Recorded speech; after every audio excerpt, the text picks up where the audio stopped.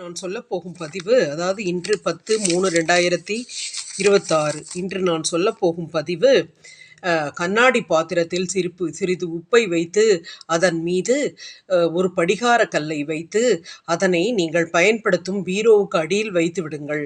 அது வைத்திருப்பது உங்களை தவிர வேறு யாருக்கும் தெரியக்கூடாது. இதுபோல் செய்து வர வீட்டில் செவ்வாய் அல்லது வெள்ளி என்று வைக்கவும். இதை அமாவாசை அன்று மட்டுமே மாற்ற வேண்டும்.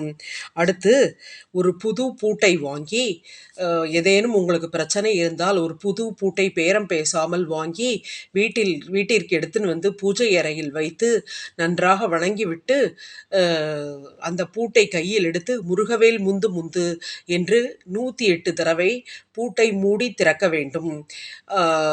பூட்டை மூடி திறக்கும் வரை வேறு யாருடனும் பேச வேண்டாம். பின்பு அந்த பூட்டு பூஜை அறையிலேயே இருக்கட்டும்.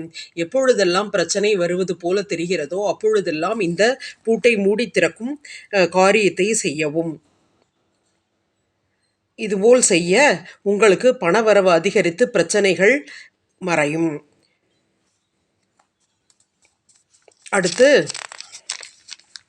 உங்களுடைய விற்காத இடம், வீடு போன்றவை விற்பதற்கான பரிகாரம்.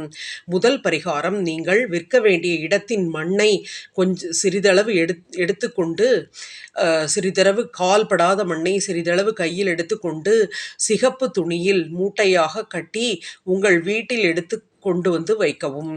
அதன் பிறகு அந்த மூட்டையில் பன்னீர் தெளித்து கடவுள் முன் வைத்து உங்கள் குலதெய்வத்தையும் இஷ்ட தெய்வத்தையும் நன்றாக வணங்கி, குலதெய்வம் கோயிலுக்கு முடிந்தால் சென்று அந்த மூட்டையுடன் சென்று குலதெய்வம் கோயிலில் வைத்து வணங்கி அதன் பிறகு அந்த மூட்டையை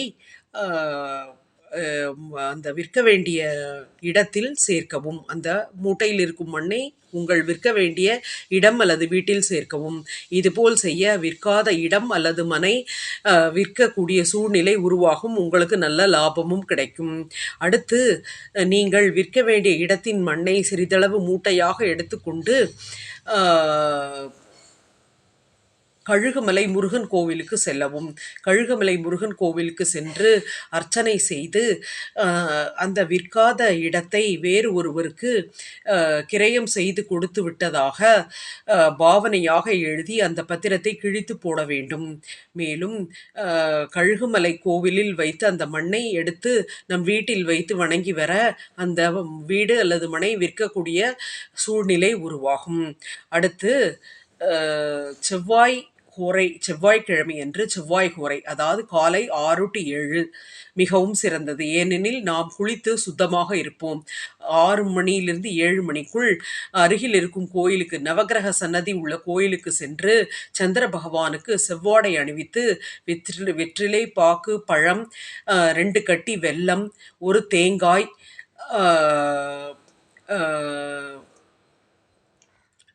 போன்றவற்றை வைத்து சந்திர பகவான் பெயருக்கு, அதாவது சாமி பெயருக்கு அர்ச்சனை செய்து அந்த வெத்தலை, பாக்கு, பழம், துவரம்பருப்பு திரும்பவும் ஒரு முறை சொல்கிறேன். வெற்றிலை, பாக்கு, பழம், தேங்காய், துவரம்பருப்பு, 2 கட்டி வெல்லம், தேங்காய், அந்த இடத்தின் நகல் பத்திரம் போன்றவற்றை வைத்து அருகில் உள்ள நவகிரக சன்னதிக்கு சென்று செவ்வாடையை சந்திர பகவானுக்கு அணிவித்து அர்ச்சனை செய்து அந்த அர்ச்சனை செய்த பொருட்களை, அதாவது துவரம்பருப்பு, வெல்லம், தேங்காய், வெத்தலைப்பாக்கு, பழம் போன்றவற்றை அர்ச்சகரிடம் கொடுத்துவிட்டு அந்த நகல் பத்திரத்தை நம் வீட்டில் எடுத்து கொண்டு வந்து பூஜை அறையில் வைத்து அதன் பிறகு நீங்கள் அந்த இடத்தை விற்க முயற்சித்தால் அந்த இடமோ வீடோ நல்ல விலைக்கு போகக்கூடிய சூழ்நிலை உருவாகும். உங்களுக்கு நல்ல லாபமும் கிடைக்கும்.